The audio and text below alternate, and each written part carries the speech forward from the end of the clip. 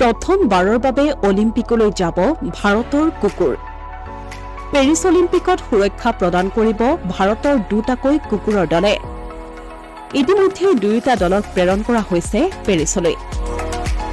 ভাৰতৰ অভিজাত কুকুৰৰ দল কেন্দ্ৰীয় সংৰক্ষিত আৰক্ষী বাহিনী K9ৰ দল সাজু হৈছে পেৰিছ অলিম্পিকত নিৰাপত্তা প্ৰদানৰ বাবে।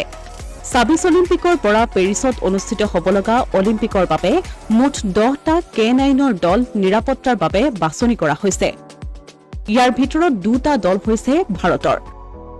প্ৰথমবাৰৰ বাবে ভাৰতৰ ডগ স্কোৱাডক দেশৰ বাহিৰত নিৰাপত্তা প্ৰদান কৰিবৰ বাবে নিৰ্বাচন কৰা হৈছে। CRPFৰ ডগ ব্ৰিডিং এণ্ড ট্ৰেইনিং স্কুলত কেইবাটাও কঠোৰ পৰীক্ষাৰ মাজেৰে পাৰ হৈ বেলজিয়ামৰ ষ্টেফাৰ্ড মেলিন্স ক্ৰমে ৫ আৰু ৩ বছৰীয়া K9 ভাষ্ট আৰু ডেনভিক এই কামৰ বাবে নিৰ্বাচন কৰা হৈছে।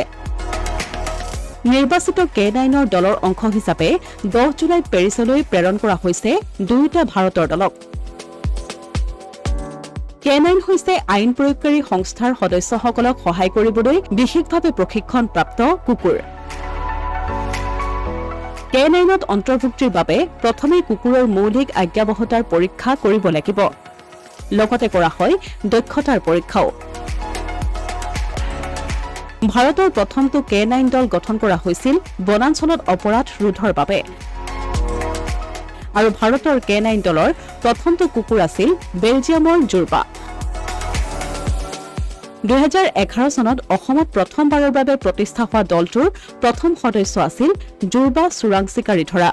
এই দলটোত জুৰবাই ৮ বছৰ কাম কৰিছিল, য'ত আইন প্ৰয়োগকাৰী বিষয়াসকলক ৬০টা চোৰাং চিকাৰী ধৰাত সহায় কৰিছিল জুৰবাই।